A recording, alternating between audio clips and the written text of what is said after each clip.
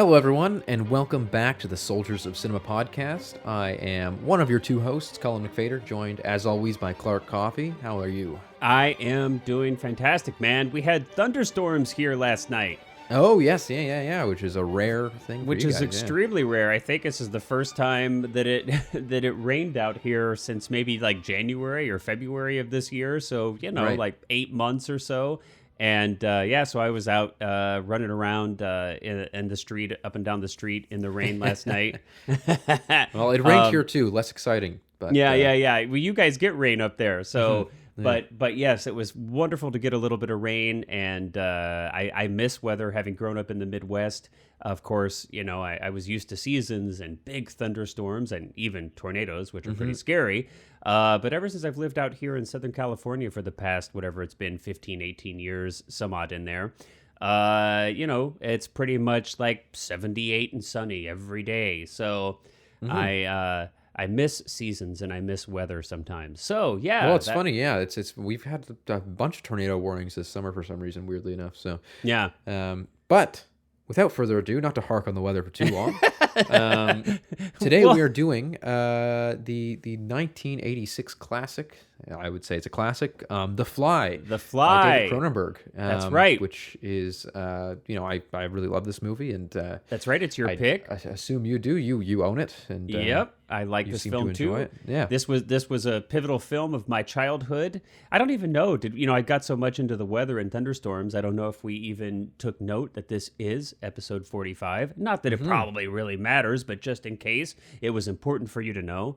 But yeah, we could kind of dive in then on our kind of first experiences with the film. But yeah, this film came out when I was 10, and I did not go see it at the theater, but whatever it took, a year or 2 years for this thing to come out on cable TV. There's no question that's where I saw it. I saw it many times. The extraordinarily gruesome body horror, the practical effects, the vomiting on people's hands and legs and dissolving them, and all that amazing stuff, and teeth falling out and pulling fingernails off. I mean, come on, what, like 11 or 12-year-old boy's not going to love that, Yeah, exactly, yeah. And I love science fiction and horror.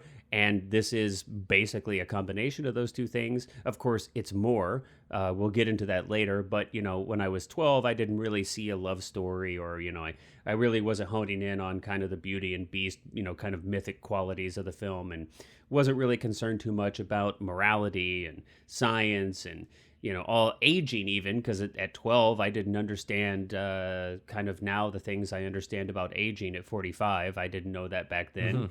My body was young and everything was intact. So that was even, that was kind of obscured to me as well. So for me at 12, it was just like, this is awesome. Look how gross this is. So, and I loved it. What about you? No, I think it's great. Well, it's funny. I saw this for the first time. I was probably about 12, and I saw it at a film summer camp that I went to. We watched it there, and Nice. the reason was because we were talking about like Canadian film and stuff like that. And of course, David Right. Cronenberg's from Toronto. Yep. This movie's not like it's shot and set in Toronto, but it's not. Is this the first explicit. Canadian directed film that we've covered in the podcast? I'm just trying to kind of remember. I believe so. Yeah. Yeah. Which is funny because we've done a whole bunch of the ones that kind of have related both geographically and kind of personally to your childhood. Yeah. My Own Private Idaho, which is Midwest and stuff like that, and you having grown up in just outside of St. Louis. So it's funny that we haven't. This is kind of, I guess, if anything, my response to that. Now we're doing Toronto Nice. cinema. So There you go. Perfect. But yeah, so I saw this then, and we were talking about how kind of like, again, it's one of those things that this movie feels very Toronto to me, even though, again, it's like you see the CN Tower a few times in the background and stuff like that, and there's, sights and stuff that I recognize, of course. Yeah. But also just the feeling of it, in a weird, hard to kind of describe way, just feels very Toronto. The city streets and the way that it's just, I guess, for lack of a better term, the aesthetic of it feels very, very 80s Toronto. That's so interesting to me, because it's not something. I mean, obviously, I didn't grow up in Toronto, so as a child, that would have clearly not been something that spoke to me. But it definitely didn't seem like it was any place specific to me. Hmm. Especially with so much of this film being interiors and Yes. Yeah. it's not a very epic film in the sense that you've got these big kind of sweeping landscapey exterior stuff going on. It's like very kind of intimate and contained and interiors. So that's interesting to me that to you this like really speaks Canadian. Yeah. No, and it's funny because that was kind of the initial reason that we looked at the film at that film camp. We were looking at kind of the way that like cities can have effects on films, and you can kind of tell. I mean, like even though Toronto plays New York and plays so many different places so often because there's a ton of movies that are shot here, it very rarely is there a movie that's actually set, Right. or like takes place in Toronto. And I think that that's one of the things that you can kind of like when I'm watching this, like it's quite clear to me at least, and again perhaps because I grew up here, that like it's not New York, it's not supposed to be anywhere else. It's kind of living in this Toronto dome, which I think is kind of neat, for the amount of stuff that's shot in L.A. or even again the Midwest. We've done a few movies now that have kind of been Right. centered on the Midwest. Rumblefish. Yep. And to kind of see a film and watch something where it's like not only is it just a sight and seeing and things and going, oh, I recognize that, but kind Yeah. of recognizing the character of like a city within a movie. And Yeah. it's much more clear, I'd say, in other Cronenberg movies like Videodrome. It's like very explicitly set in Toronto, and they discuss it and stuff like that. It's in the context of the film, whereas this film is not so specific to Toronto that it's like it couldn't take place elsewhere or something like that. Right. But again, it still kind of is neat to see a city kind of inflict itself onto a film. Yeah, especially when you're a kid and it's like Yeah, you yeah. love film, like you loved film as a kid, and to get to see your hometown, a place that you recognize, a place that in a film is a really cool thing. I mean, Yeah, on yeah. the rare occasions that happened to me when I was a kid, like I think like one of the National Lampoon movies took place briefly in St. Louis, and you can tell. And I think like Planes, Trains, and Automobiles, they drive through St. Louis or something, or they're at Lambert Airport. Little pieces of moments where St. Louis would show up in a major motion picture, and I'd be like, whoa, or even Chicago, a place that I spent time in with my parents. We'd drive up there and take weekends and stuff on occasion. And Ferris Bueller, when it came out, I was like, "That's Chicago," Yeah. So does It's kind of as a kid, it's neat. Yeah. as a kid, it's neat. If you love film and you don't live in L.A., it's almost kind of makes it feel real to you. At least for me, it would be like, hey, like. Wow, it's that you actually like make movies maybe all over the place. Maybe I can do this. It kind of made Yeah. it feel a little more real. Well, to me. exactly, and that was like a big thing about doing it at the film camp was like, oh, this is shot, and of course Cronenberg's from Toronto, Howard Shore's from Toronto. They went to the same high school. Lauren Michaels, of SNL fame, also went to the same high school. But Oh wow, I didn't know that. but yeah, so there's of course Lauren Michaels completely unrelated to this movie, but No, just but that's kind of little wild fun that, fact. that from the same high school. I mean, that's Yeah. wow. That high school has Drake went to that high school. Oh my gosh. But no, and aside from There's from just the, one the high school where all geographic Canadian location, famous people pretty come much from. Yeah. pretty much, yeah. But aside from the actual the geographic location of the film, Yeah. I also like I really think that it's like in a very good way, like a really like gross movie. That the effects are incredible, and that really impacted me as a kid. Sure. And just I think we'll get into this later when we discuss kind of the direction of the cinematography, but for starters, it is very like it's not a very flashy movie. There's nothing crazy with the Outside camera of work the in terms effects, of yeah. outside of the effects, there's not like the camera's not there's no elaborate oneers.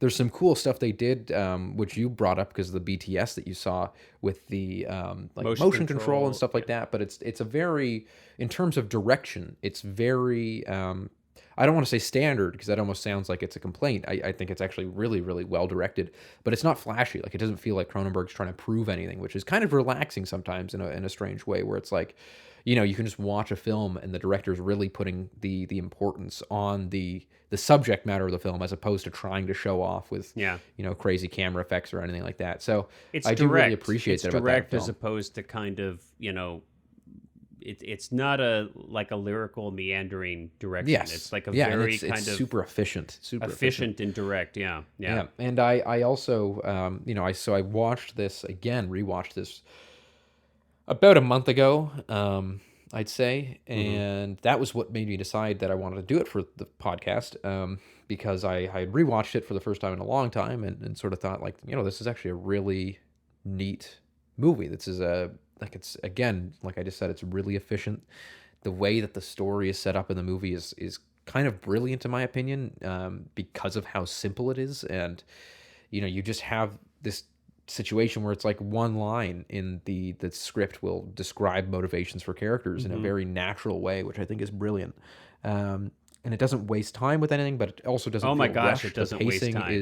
is like really, it's not like it's like boom, boom, boom. You're getting whiplash from how quickly the movie's moving, but it doesn't meander. I mean, It's almost, really almost efficient. though. I missed one thing though. Can I take like a step back and this is just like a funny story. So, like I said, I saw the film when I was probably 11 or 12 years old, and I'd seen it who knows how many times because you know how they are on cable TV and stuff. They'll play it over and over and over and over, and I'm sure back then it was like we had even with cable you might have like 25 channels or something, and only one movie channel. So I probably saw the film a dozen times, but it stuck with me to the point where when I met my wife, we weren't married at the time, but we'd started dating, and I found out that she was scared terribly by horror films. I until she told me in no uncertain terms I better stop. I used to like run around the house and try to use like Jeff Goldblum's fly voice, and I would be like, "I'm Brundlefly." So what you're saying is that it's a miracle that you're married now. Well, it is definitely a miracle that I'm married, and especially married to such an amazing woman. Yes, that is true. It's interesting. I would assume that she would also possibly like this because of her medical. I can't has she get her. seen it? I couldn't get yet. So Okay, there's so she no hasn't. way that I could get her to see this. I think she Interesting. caught pieces of it when she was a kid before I ever met her. Right. But there's no way. Like it is way too like she is. I mean, this kind of body horror stuff. That's Like, really interesting considering that she's I know. Well, she doctor and cuts surgeon people. and Oh, stuff, yeah. She. Yeah. I mean, like actual real. gore. Gore, I guess, if you want Yeah. to call it that. I mean, actual real human anatomy exposed, of course, doesn't faze her at all. She actually finds it to be quite beautiful. I mean, this is what she does. She puts people back together. But the body horror in this film, no way, dude. Yeah, I don't think I could Interesting. ever get Well, her you know to what? watch this. In the next time you guys are up here, or if I'm down there again, Yeah. I bet she'll do me the favor, and I'll say, I really want to show you a movie from Toronto. I really want. It Let's means try so much it. for you. Or means She so won't much be to able me. to sleep for a month, man. But There you anyway, go. but that just goes to show like how much this film stuck with me because I probably hadn't seen it since I was 11. So flash forward, 25 years when I first meet her, and that was like one of my first ways to scare her was to be That's like, funny. Brundlefly. Okay, That's really anyway. funny. So Yeah. so you were talking before I before I went down that path about direction. We were talking about how simple and kind of direct. I mean, I have to even to speak to that a little bit. Watching it here last night in preparation for this podcast, I was actually almost kind of jarred by how abruptly we'd pop into the story. I mean, Yeah. like it's literally we like fade in, or I don't even think it's fade. I mean, we just like boom, we like jump into the story, and it's like we've got Gina Davis and Jeff Goldblum's Goldblum talking, yeah. just mid conversation, or like right there. It's like there's no establishing shot. We don't have exteriors. It's not like we're setting up who they are or where they're at or what's going on. It's just like boom, we're in a conversation. These two people. Right Yeah, we've off got the bat. opening credits, which really set the tone musically. Again, Howard Shore does a really great job with the Yeah, very and the title again, sequence is the, great. The title sequence is Simple, a lot but- of booming music, but Yeah. but that music very rarely booms in the rest of the film. But it really sets the tone for this kind of like tragic, but also curious kind of. If you haven't listened to the score of this movie, I recommend it. It's a really, really fantastic score in terms of, Well, evoking the theme and the feeling of the film. Yeah, this foreboding. And I got to say, too, it's the kind of, if you want to call it an effect, because it's barely even that, where we, we actually have it. I mean, I don't know exactly what they did. It almost kind of seems like we're looking at like an infrared or like a reverse kind of the all the people at this convention that we end up, starting the film into with Gina Davis and Jeff Goldblum just talking, their characters talking. But it's almost like we kind of see the movement of all of these people as insects. I don't know. Yeah, If it's like almost like, and it almost reminds me sort of like a fly vision in a way of just like this really simple. But it's very simply done. It's just kind of like a false color, or kind of like, it almost, like I said, it almost kind of reminded me of like a night vision camera or like an infrared kind of, that's not what Predator they did. view. Yeah, not what they did, but it kind of sort of trying to describe it.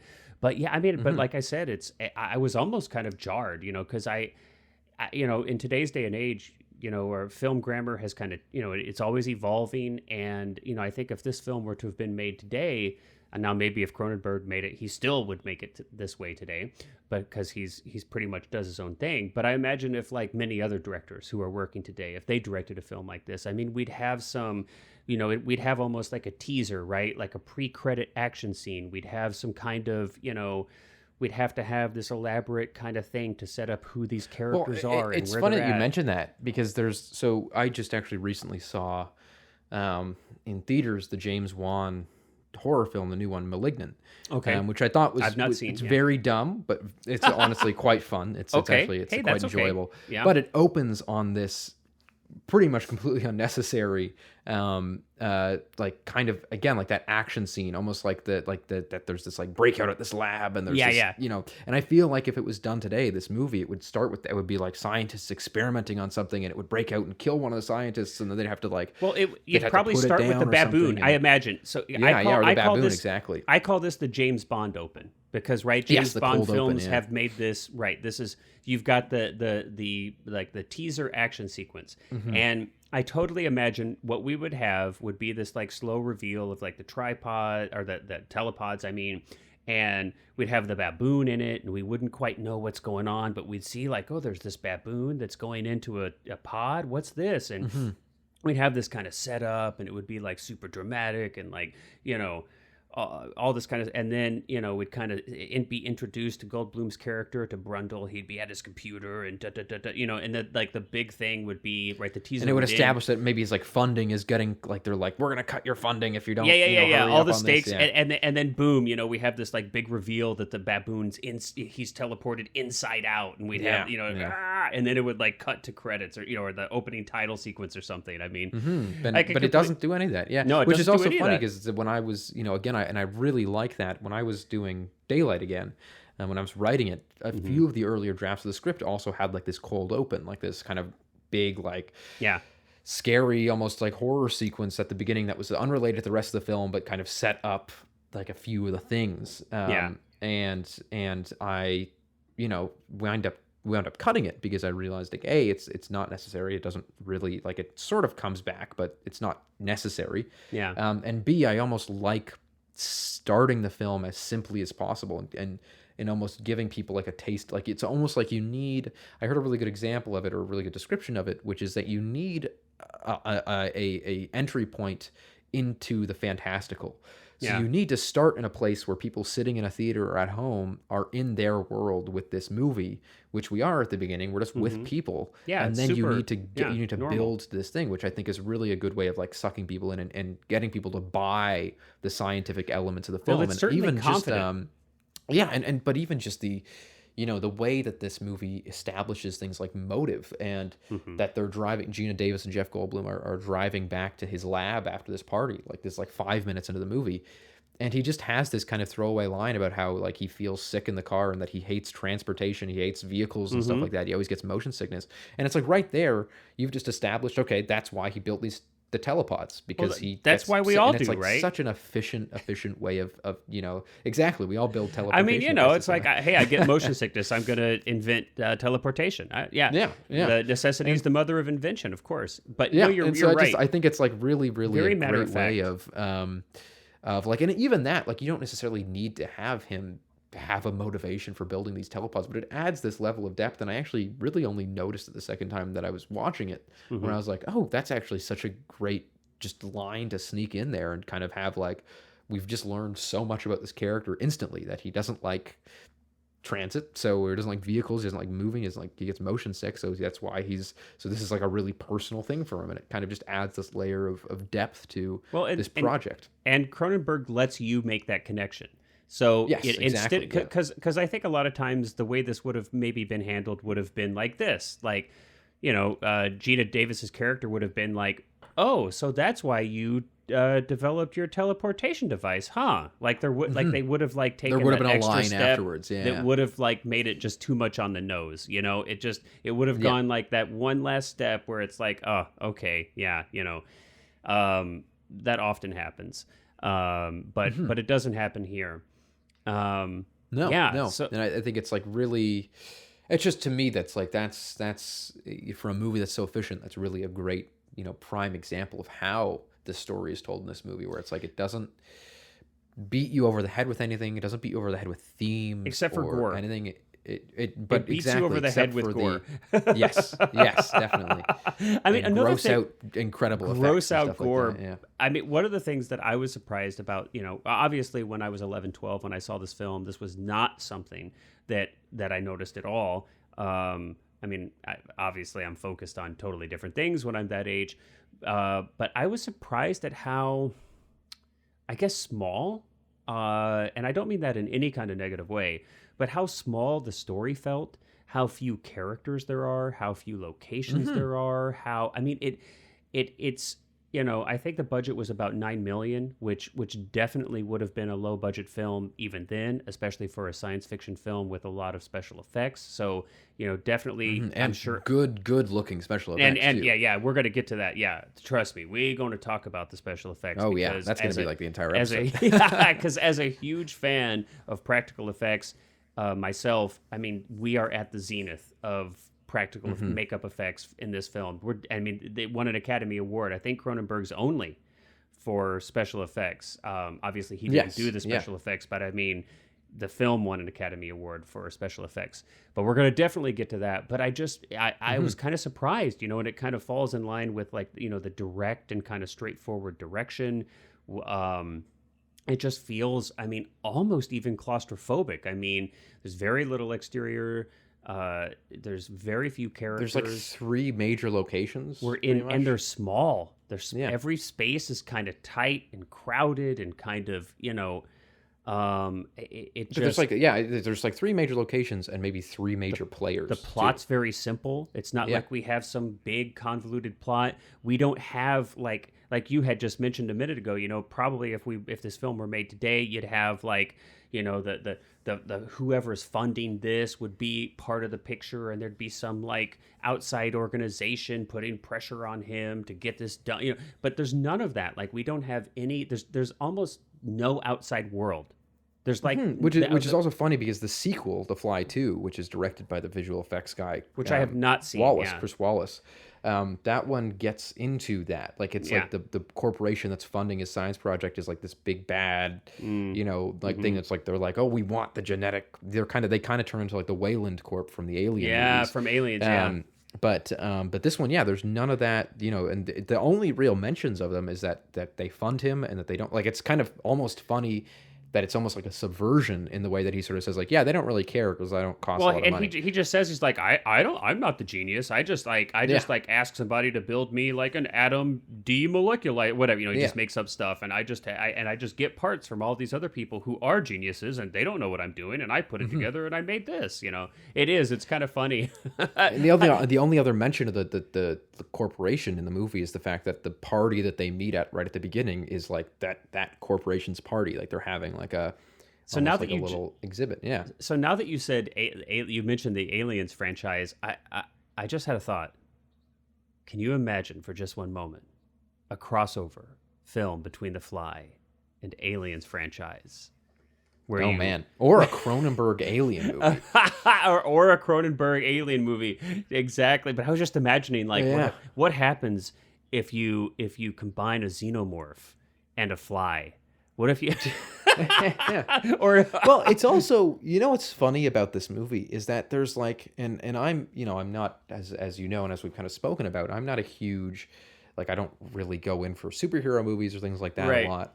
Yeah. But I find that like a movie like this if you were to present like superhero films in this body horror kind of way, I feel like they'd be so much more interesting.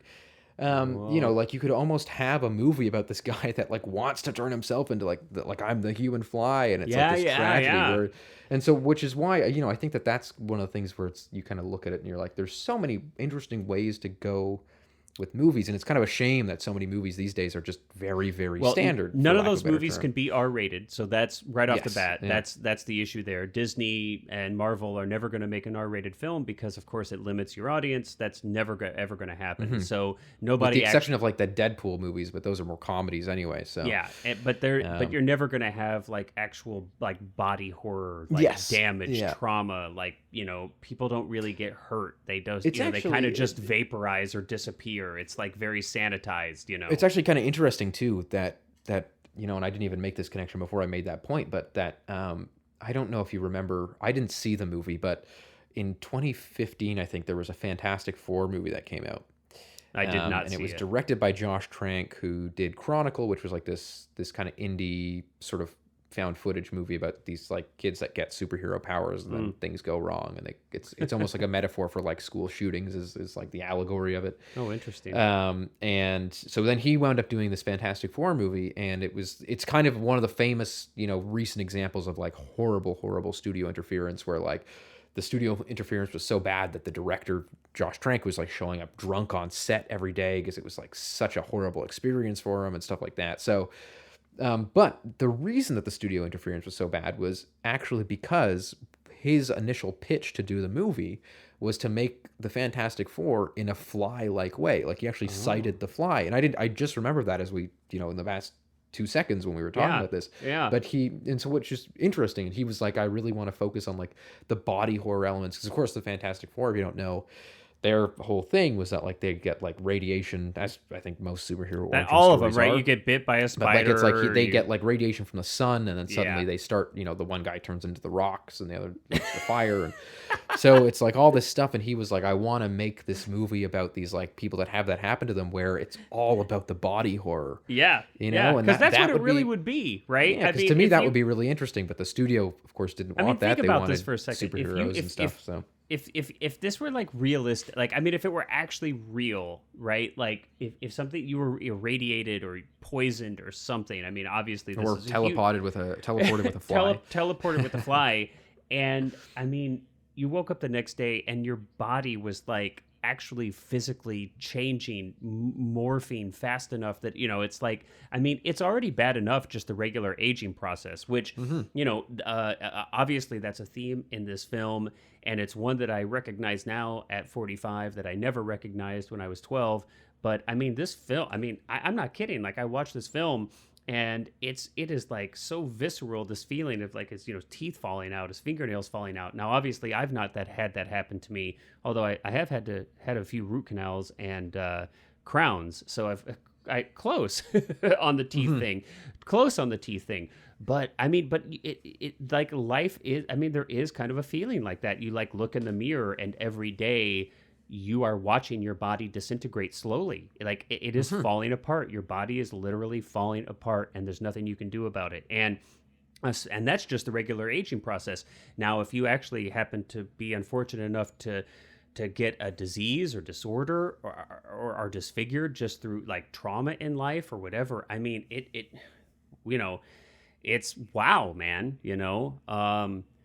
so that already happens to everyone, to all of us. Now imagine if that happened to you over the span of like a night instead of 30 years. I mean, none of these films actually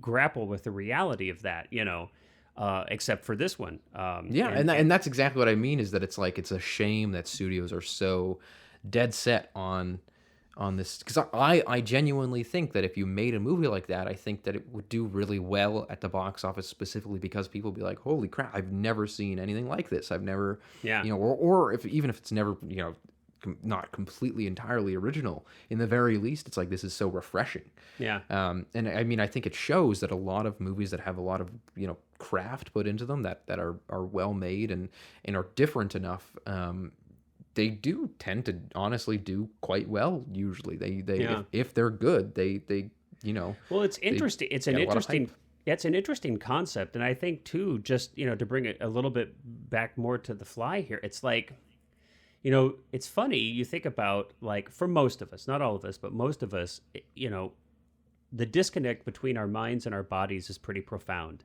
We don't know what's going on inside of our own bodies. Like, we have no awareness of, like, the internal movements and mechanizations inside our Mm-hmm. body, right? Mm-hmm. Like, and we're underneath our skin, most of us are terrified to see our bodies or Mm-hmm. experience our bodies, right? I mean, if you're seeing your bones or your muscles or your fat or, like, some other part of your body, like, something's gone wrong, Yeah. like, that is Yeah. not a good thing.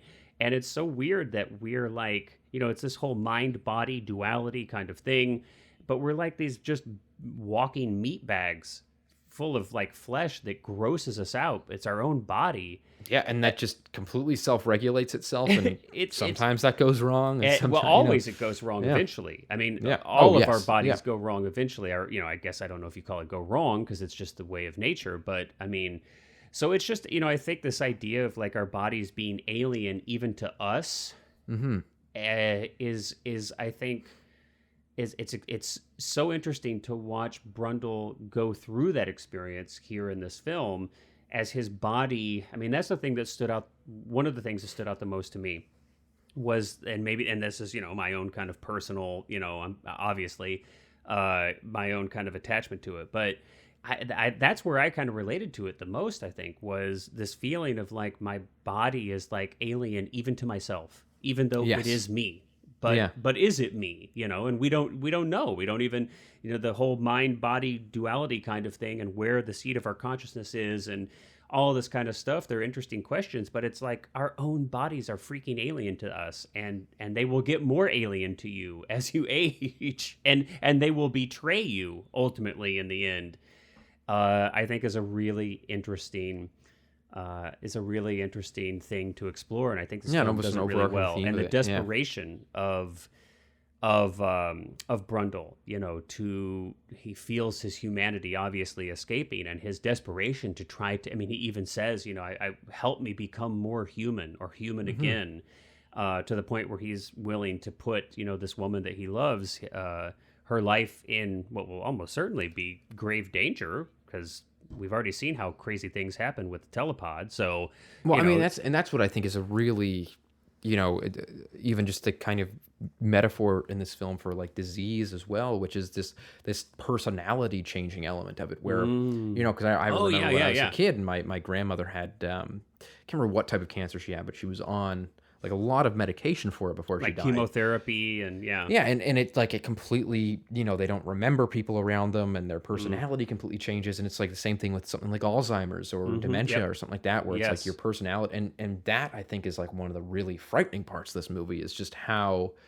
you can see, and I think Gina Davis especially does a brilliant job with the reactions to it, where it's like yeah, this desperation to just, like, want to talk to the person that they used to be, and knowing that that person's never coming back.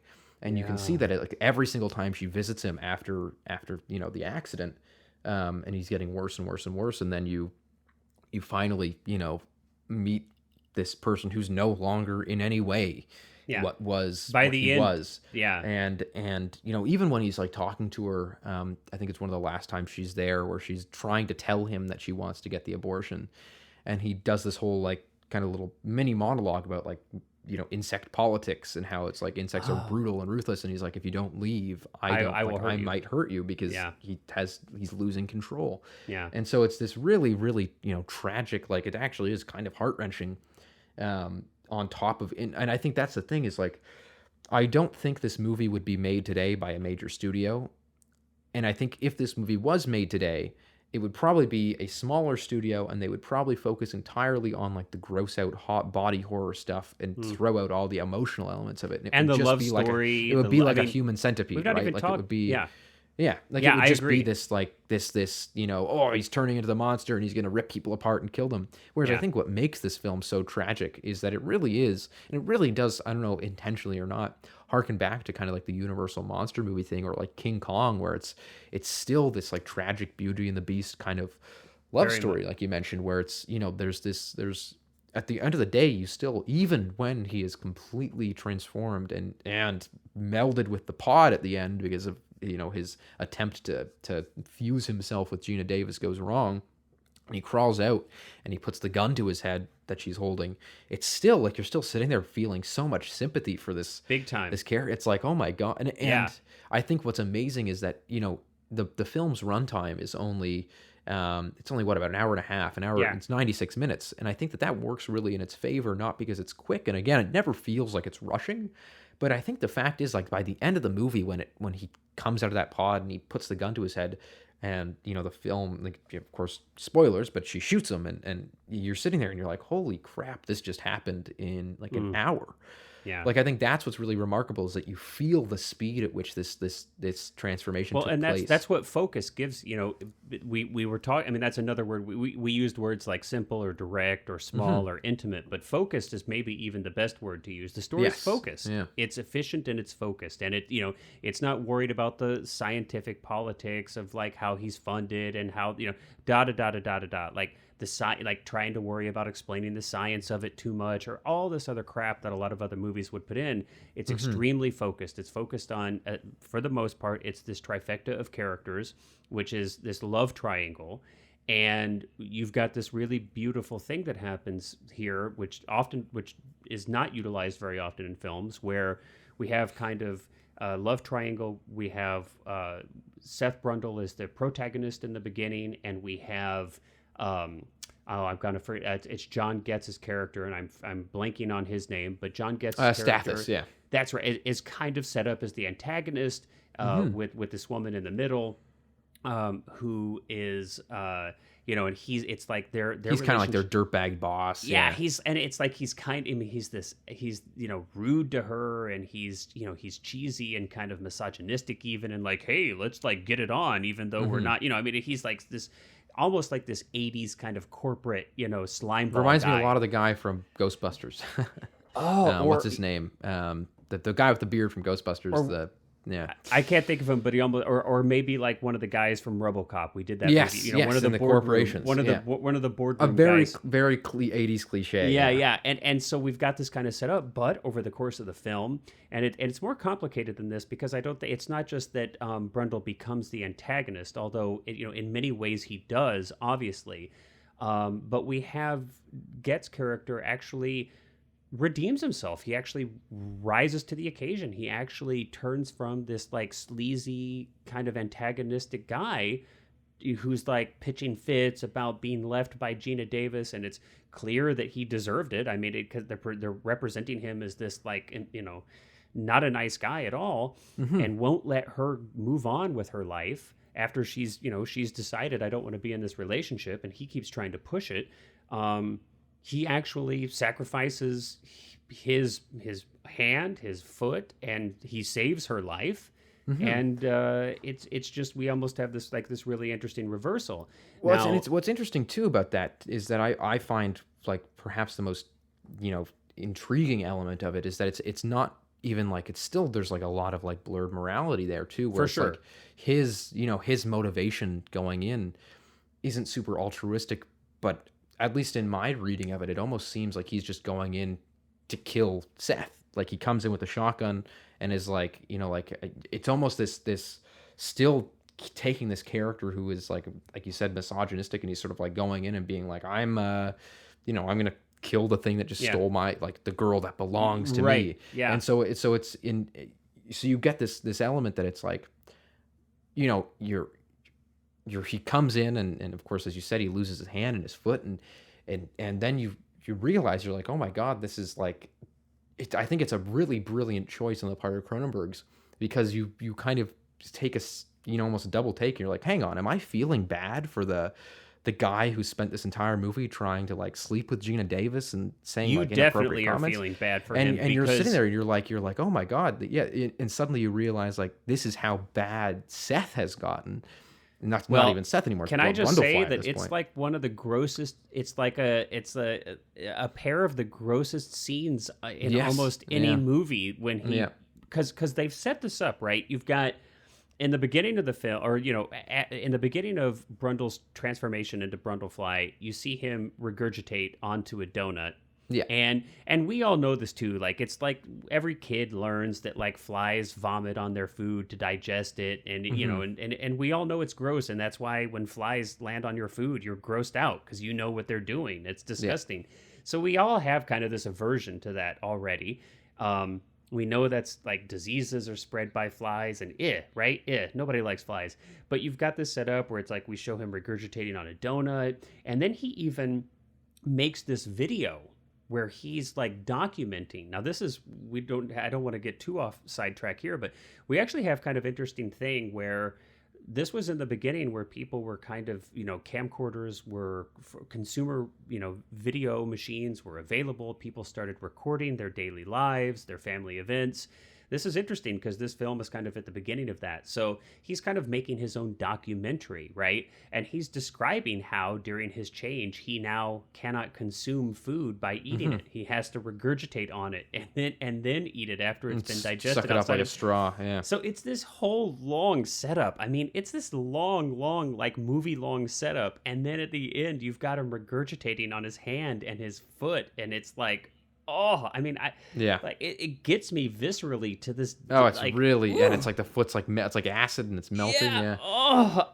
And it's that like, bit and the fingernails that really get me in the movie. Oh, I can't watch the fingernails. I always squirm. I can't. Yeah. But it's the effects again. Like when I say that these effects are, the reason they're so visceral is because they look so real, and for a movie that was made on this budget, this $9 million budget. Like even back in '86, it's incredible that you know this is it's a man to in a compare rubber it. suit. Like this is a movie that came out a year after Back to the Future. Yeah, right. So it's not like '86 is that long ago in the grand scheme of things. Well, but it is pre CGI, obviously. Yes, obviously, it's about a decade before CGI would start to be or in Jurassic Park '93 kind of brought. Yeah. But I just want to say to this day, and like I get on a soapbox here for just a second, but I watch this film and you've got a man in a rubber suit, and that's basically what it is. Mm-hmm. Now it's like 7 stages. I think they only used 6 of extraordinarily complex man in a rubber suit stages, and I mean, but I still think this looks better, and the performance is more moving and captivating and emotive, with Goldblum, a good actor, actually there, and Gina Davis actually looking at this actor who's made up in this suit, and there's like a real response to real things that are really there, is so much better than the green blue screen, acting to a tennis ball CGI crap that we get nowadays. I feel like this is head and shoulders above that, and this is, how 35 years ago. Yeah, definitely. Yeah, and that's what the shame is, that there's so many movies like that deal with body horror in this way, like The Thing, and another classic. And every single time that they've tried to either do like a sequel or a remake or anything like that, even the Alien movies, the new Alien movies where they're all CG and stuff like that, there's something so. Again, I don't think you can ever replicate, like you can get the most incredible skilled technicians on a computer to write the most incredible algorithms that disperse the light the way that real stuff would disperse the light. But I think you're still missing a part of it, which is the actors and their performances, and just the fact that I also always think it's always, I can never stand the idea of people just saying, well, CG is easier, because so what if it is? You're not making movies, like you're supposed to be having fun making movies. Why are you? Right. It's like when I'm on set, I want to have a big fly puppet covered in slime and stuff like that. Like that to me is what filmmaking is, not being like, well, in post we're gonna CG this thing in because it's easier. It's like, who cares? Yeah. It might be easier, but is it as fun? Is it as creative? Is it as engaging or challenging? No, it's that's to me is what filmmaking is about. And I think Cronenberg especially has. You watch so many of his movies, even his earlier films that are even lesser budget, that have, none of the really, like this was, of course, distributed by 20th Century Fox and produced by Brooks Films, Mel Brooks' company, which is the same company that did the Elephant Man, which we did a few episodes ago. Right. his earlier movies where he has similar effects, Like Scanners, and the head scanners, explosions, yeah, awesome. exactly, or some of the really neat effects with the TV in Videodrome and Yeah. the like the stomach stuff and that. And it's I think that you have a director, David Cronenberg, who really just likes that stuff, and I think that's why it looks so good, because it's not a tool or a task for him where he's like, oh, I've got to make this look good because otherwise the audience isn't going to like it. I think part of his joy is making it look good, so he's like, yeah, I'm going to spend as much time as I can on making this look really incredible, and it serves the movie so unbelievably well. And again, like this, if it's suddenly halfway through the transformation, it's like, okay, you've got makeup, makeup, makeup, which is probably how they do it today, and then suddenly it would switch to a CG Right. thing. Like there would be a point where it would switch You'd over. have a replacement. Yeah. That to me would, again, you would feel it. You would get the feeling that, okay, now Gina Davis is looking at a tennis ball on like a stick. Like, you would just suddenly have this feeling of, okay, that's no longer. You know what? I've always Yeah. also sort of said this, and though I think the reason that Jaws, despite the fact that the shark doesn't look very realistic, or the fact that practical effects, you can often tell that they are practical effects. I think one of the reason that actually works in favor for movies, and works so viscerally, and why Jaws still works so well, and why this works really well, is because despite the fact that you can tell that it's a puppet or it's an animatronic or it's whatever, that's part of it. It's uncanny, and I think that that's what makes it scary. I think the Hmm. reason that the shark in Jaws is scary is not because because it looks like a real shark, but rather quite the opposite, that it doesn't look like something out of nature. It looks like a monster. But Same it's with this. there though. But you can And tell it's there exactly, in and the it's environment. there, and Yeah. whereas if you look at like a modern shark movie or a movie that has effects like this that are all done by CG, their focus is on doing it as realistically as possible. So a Yeah. new shark movie, they would make a great white shark look photorealistic, and it's like, well, that's not scary, because, or it's less scary because that's just something that you could see out in nature. It's Yeah. no longer a monster; it's just an animal. Whereas when you have things like this that are still, there's that uncanniness about them where it's like it looks real and fake at the same time. It's incredible Hmm. makeup skills. I feel like that to me is one of the things that makes these things so unsettling, is that you Yeah. can't quite tell, like, oh, that looks so organic, but it's also, it moves in a way that feels really, really Interesting. disgusting and uncanny. And I think that that's one of the, almost the strong points of, the quote unquote weakness of practical effects, which is that, like, oh, it looks like rubber or whatever. I think that that honestly serves the effect in the end because it makes it uncanny. That's Um, interesting. I mean, I think that the makeup and this, this Brundlefly effects and the suits and everything. I mean, obviously I know that they're rubber, but mhm, I really mhm. don't think that they look. I mean, it really and truly Oh looks yeah, they're amazing. incredibly convincing in this movie. Yeah. Every phase looks so good. Now, obviously, it's like I know that it's not real, Mhm, but there is something different about my ability to suspend disbelief and be affected by, let's say, the effects in this film, which are real. They're there. They're on camera. I mean, it's even though it's a rubber suit. I mean, it's real. It's a real person, and there's mhm, real things happening. It just seems to me that I am more able to suspend kind of my disbelief and settle into the story and be there than if it were like an animated object, mhm, right? Than mhm. if I'm not sure why that is exactly. And there's movies that use CG very well. There's movies that have blended those two. Like Again, Jurassic Fincher Park. uses CGI quite well Yeah, because he uses it to augment things very subtly. yeah, and again, Jurassic Park, which would have come out 7 years after this, which kind of ushered in. It wasn't the first movie to use major CG effects.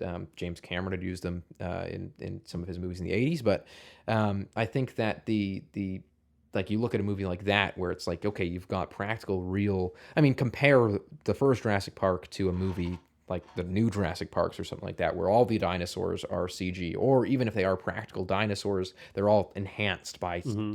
computer effects or something like that, and they feel way less real. Whereas I think the fact that the CG was used sparingly, or only really used in instances where you couldn't have used anything else, Like the um, full the body full body, dinosaur huge, shots. Yeah. 50-foot tall, whatever. Right. That to me is where CG. Like, I'm not a completely anti CG person. I think that there's, as with anything, there's uses for every tool. Yeah. However, in a movie like this, I think that had they gone the easy route, which, I mean, if it was made today, the easy route would be, of course, CG. Um, as you said, I think it would lose the visceralness. It would lose the texture, and the performances would suffer for it. And Yeah. I think the fact that it's actually Jeff Goldblum, like, I think that the discomfort he probably felt getting in that makeup Yeah. adds so much. And I'm sure you've got the experience as well, and I've got this experience, is that when I would do, theater or even some film stuff where it was like the costume was really uncomfortable, or like I remember one time I was just playing this old man, and I like put cotton balls in my mouth, Hmm. and I had this like really like uncomfortable costume on and this wig, and that to me made my performance so much better, because I was able to use that discomfort in the performance and sort of hobble in and feel like I was an old man whose back ached, and who Yeah. couldn't speak Well, for sure. properly because I had I cotton mean, in my mouth. And yeah, I feel like Jeff Goldblum's performance really, plays off of that.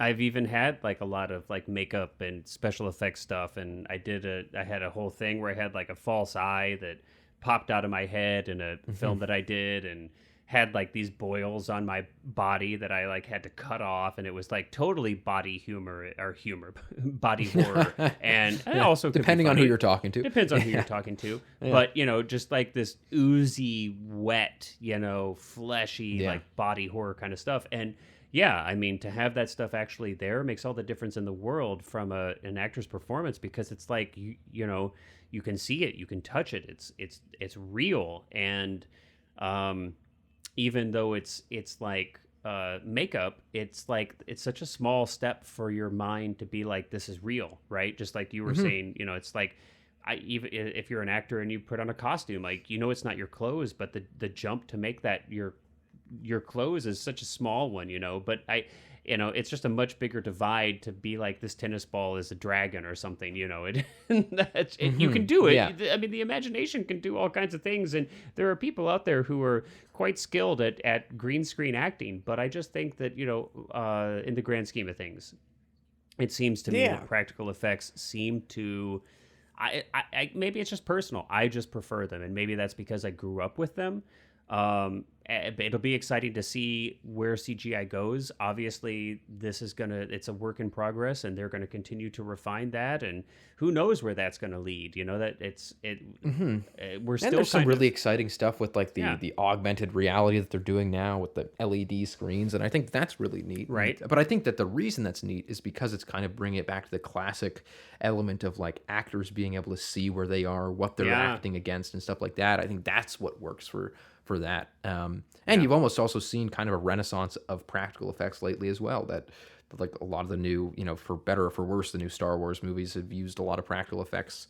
Yeah. And some of the like big blockbusters have kind of brought that back, which is nice to see. I mean, and it's not to say too, like this movie, I'm sure that, because they have that rotating set so that, Brundle can climb on the walls. that's and right, stuff. the rotisserie for when he can, So at the end, there's a bit when he's on the roof or the ceiling, and Gina Davis is like talking to him. Of course, that's two different sets. She's standing on the one that's upright, and he's upside down. So it's not like they shot those where she's actually looking at him. So there's always going to be a level of suspension of disbelief for the actors to be able to go. of course, Like it's not like it's not like when they shot that you had Jeff Goldblum on the roof when you were shooting Her single. Well, this even happens. This happens all the time, even when you're not. I mean, it's like a lot of times, depending on where you're shooting. I mean, you shoot somebody's close-ups, and then you switch to the other side. And if let's say like you're a five-line co-star on a TV show, and the other person is the star of the show, you may not even. They may just walk off the set, and you've got to like do your lines to the PA or something. I mean. This happens all the time, But having the initial, even just the fact that Gina Davis knows what he was supposed to look like there, and can see that and can feel that, and there's some that, great behind the scenes footage on the Blu-ray. Which, I've got to check that out. Yeah, I highly recommend. I mean, it's just a regular studio release. It's nothing fancy, but it has a wonderful commentary track by Cronenberg, and it also has a two, I think with all the little enhancements, it's almost like 2.5 hour long feature documentary film, which is fantastic. But I mean, it's got all these outtakes of her, pulling the jaw off. Near that's the really end neat. when she Yeah, pulls that his scene jaw is up. gross too. Oh man. I mean, it's like, I mean, she is genuinely genuinely freaked out. It's like it's like you are really. I mean, it's disgusting.